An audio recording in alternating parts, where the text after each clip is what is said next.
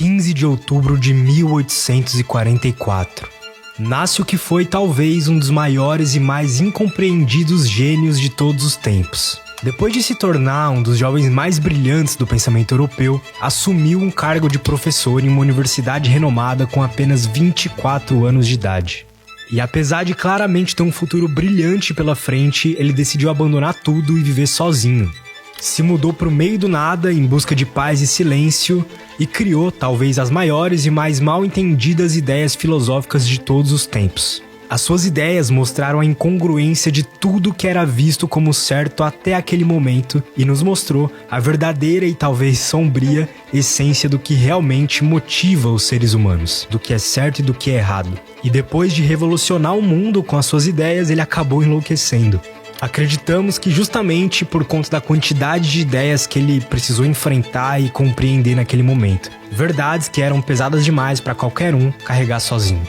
Essa é uma história real, do homem que acabou sendo consumido depois de enxergar através dos véus e máscaras do que realmente está por trás dos seres humanos, o que está por trás da sociedade, o que está por trás de toda a natureza, de todo o universo. Então hoje a gente vai conhecer a vida e filosofia de Friedrich Nietzsche.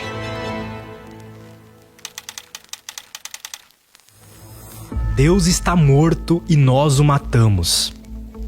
Essa é uma das reflexões mais profundas e impactantes de Nietzsche. E quando a gente mergulha fundo em sua história, a gente descobre que, por acaso, ele era filho e neto de pastores, mas acabou desenvolvendo uma visão totalmente contrária ao cristianismo. E esse aspecto rebelde é algo que a gente vai encontrar frequentemente na vida do Nietzsche. Ele criticava constantemente tanto a filosofia quanto a cultura da sua época. E mesmo sendo um gênio, seus livros nunca venderam bem, e ele tinha muita dificuldade em se relacionar com pessoas.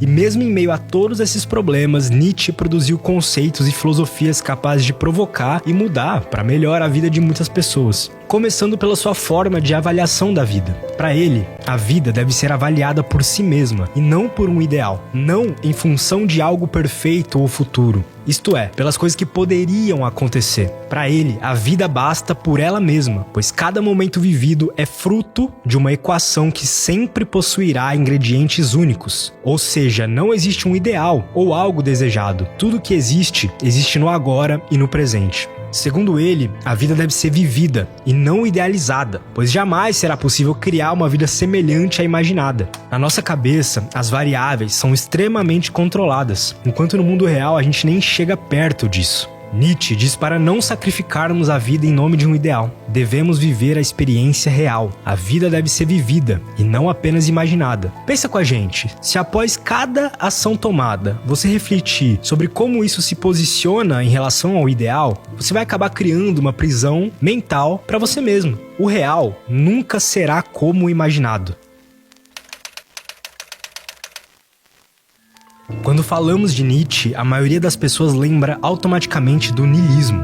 E o Nietzsche ele realmente transformou, modificou a visão do niilismo, que era o niilismo, ao se aprofundar e criticar essa filosofia. Ele argumentava que muitas reflexões filosóficas vão diminuir as nossas sensações, as nossas experiências concretas, as nossas emoções e a nossa energia vital. Essas são reprimidas em nossa mente em favor do que é considerado ideal pela maioria. A crítica dele é para todos os conceitos que rebaixam aquilo que sentimos e, por consequência, fazem a gente acabar venerando ídolos. Os ídolos na filosofia de Nietzsche podem ser entendidos como valores absolutos ou ideais perfeitos.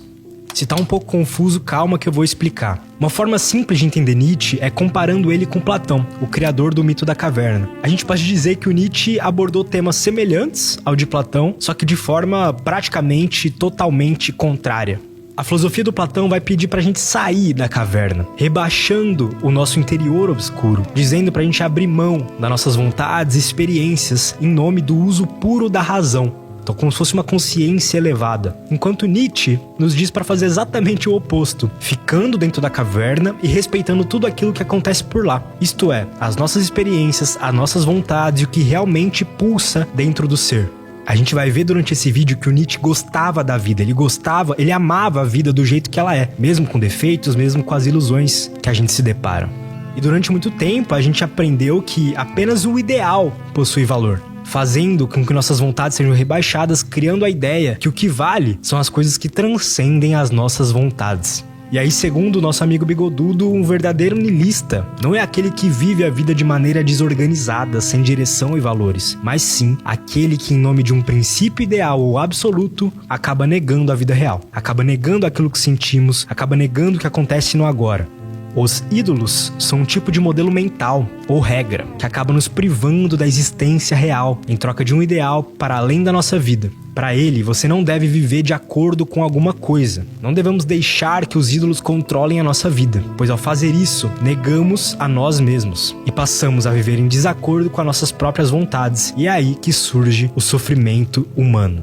Os ídolos também podem ser conhecidos como modelos religiosos do pensar, no sentido de enquadrar a vida em padrões que servem para qualquer pessoa, estão submetendo a uma valorização do tipo bom ou do tipo ruim, do certo ou errado. E a partir disso, a vida passa a ser encaixotada e valorizada conforme as regras criadas por esse modo de pensar. Ou seja, deixa de ser algo por si e passa a ser função de uma regra controladora.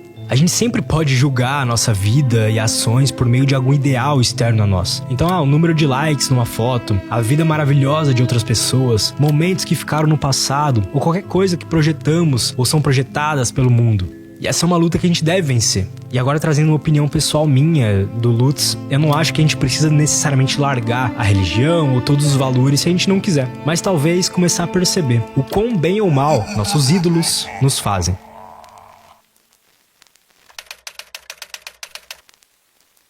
A solução que o Nietzsche encontrou para isso é o que ele chama de o eterno retorno, que seria uma régua de avaliação da vida baseada em si mesma. Para ele, presta muita atenção agora, a vida é boa quando você não tem nenhum problema em repeti-la. Então, desse modo, a gente não deve avaliar a vida por meio de coisas externas, mas sim pela sensação causada por ela mesma. A questão principal para identificar uma vida boa ou ruim é saber se você toparia repeti-la de forma incansável. Nietzsche pensava que a vida é boa quando a gente não quer o fim, ou seja, quando a gente não está olhando para o relógio desejando que o tempo passe mais rápido. Quando não pensamos em nada no futuro ou no passado, mas sim vivendo o momento presente, desejando de forma incansável a sua eterna duração. Agora, quando anseia pelo fim de um momento, a vida experienciada está na pior fase possível. E claro que é impossível viver uma vida maravilhosa em todos os momentos. Todos os seres humanos vão passar por desafios, por situações ruins. A esperança de Nietzsche, na verdade, é que seguindo as nossas vontades, a gente acaba diminuindo muito a ocorrência dessas situações negativas.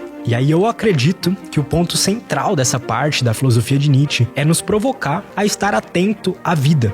Muitas vezes vivemos sem fazer reflexões, sem pensar se nossos momentos estão nos fazendo bem, se estamos de fato vivendo uma vida boa, vivendo a vida que não fará nos arrependermos no final.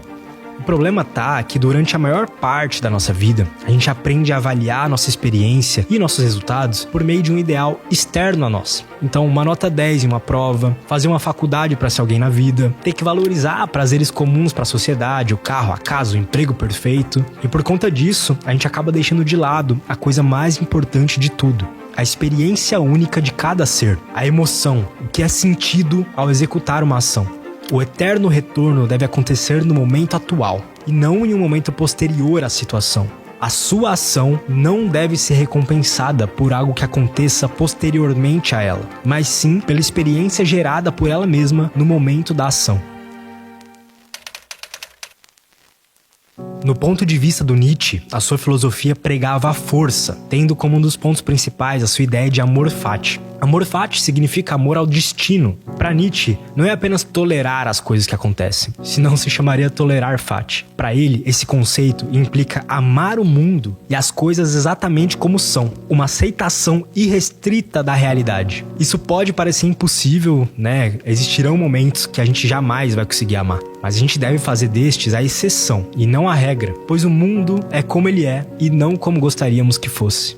Eu acho bom deixar bem claro que ele nunca disse em nenhum momento que a gente é obrigado a seguir cada aspecto da sua filosofia, mas a gente deve aceitar a vida como ela é, os desejos como são, e seguir uma jornada sincera em busca de realização de nossas vontades, negando qualquer tipo de regra ou impeditivo que nos prive daquilo que a gente realmente deseja. E aí tem uma reflexão que eu acho muito boa, que eu retirei do livro e filme Quando Nietzsche Chorou, que é uma junção ali da filosofia dele, disso que ele pensava. Ele nunca escreveu exatamente isso, mas escreveu algo bem próximo, que é o seguinte: e se um demônio lhe dissesse que essa vida, da forma como vive e viveu no passado, você teria de viver de novo, porém, inúmeras vezes mais, e não haverá nada novo nela. Cada dor, cada alegria, cada coisa retornaria para você mesmo. A mesma sucessão, a mesma sequência, várias e várias vezes.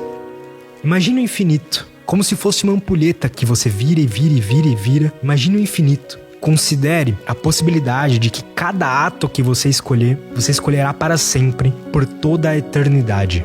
Você gosta dessa ideia ou detesta? Isso te traz medo ou conforto?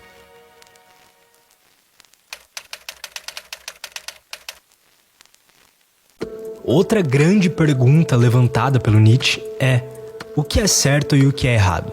Quem escolhe isso? Quem inventou a moral? E aí eu quero fazer um vídeo mais especificamente sobre isso, mas resumidamente, para Nietzsche, a moral foi algo criado por pessoas movidas pela força reativa, ou seja, aquilo que age em resposta a algo, possuindo como objetivo privar os seres que são movidos à força ativa. Ou seja, existem pessoas que apenas buscam a sua vontade de potência e outras que possuem apenas o objetivo de atrasar essas, pois negaram a sua própria busca. Já teve que lidar com algo assim? E aí, ao longo da vida, da infância até o presente, a gente acaba se deparando com dois grupos predominantes no mundo. Um que vai seguir todas as regras, buscando alcançar um ideal imposto pela sociedade, e outro que, apesar de suas claras diferenças, enfrenta perseguição devido ao seu incansável desejo de afirmar a sua própria individualidade e poder.